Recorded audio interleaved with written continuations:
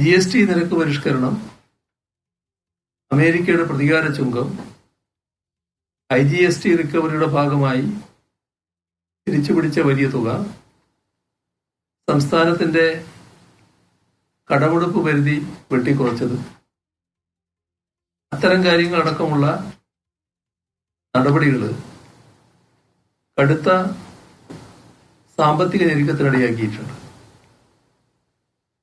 ഇത് കാരണം ക്ഷേമ പദ്ധതികൾ, വികസന പദ്ധതികൾ, അവശ്യ പൊതുസേവനങ്ങൾ ഇവ നടത്തിക്കൊണ്ടുപോകാൻ വലിയ പ്രയാസം നേരിടുകയാണ്. സംസ്ഥാനത്തിന്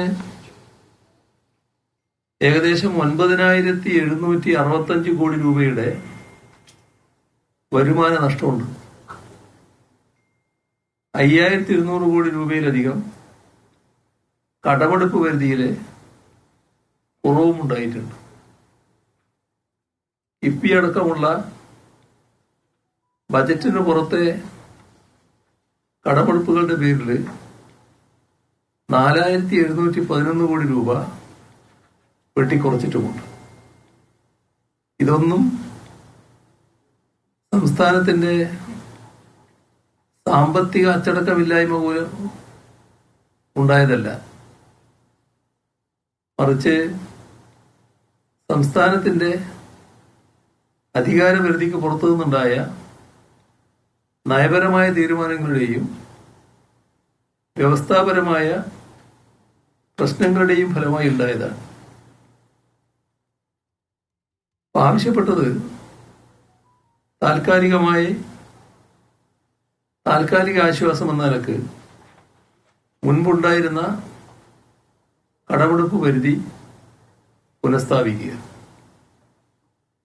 IGST റിക്കവറിയുടെ ഭാഗമായി തിരിച്ചുപിടിച്ച 965 കോടി രൂപ തിരികെ നൽകുക, ഇനിയുള്ള റിക്കവറി മാറ്റിവെക്കുക, ബജറ്റിന് പുറത്തെ കടമെടുപ്പിൽ വരുത്തിയ 4,711 കോടി രൂപയുടെ വെട്ടിക്കുറക്കൽ അടുത്ത ധനകാര്യ കമ്മീഷൻ കാലയളവിലേക്ക് മാറ്റിവെക്കുക,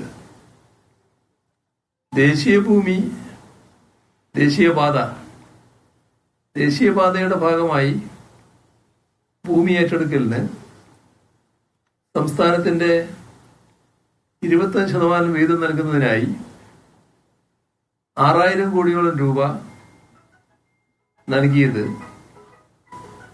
അത് സംസ്ഥാനത്ത് ഇരട്ടപ്രഹരമായി വരുന്നു എന്ന് കണക്കാക്കി അത്രയും തുക അധികമായി കടമെടുക്കാൻ അനുവദിക്കുക, അവശ്യ മൂലധന ചെലവ് നിലനിർത്തുന്നതിനായി GSDPയുടെ 0.5% ഏകദേശം 6,650 കോടി രൂപ അധികമായി കടമെടുപ്പിനുള്ള അവസരം ഈ വർഷവും അടുത്ത വർഷവുമായി നൽകുക.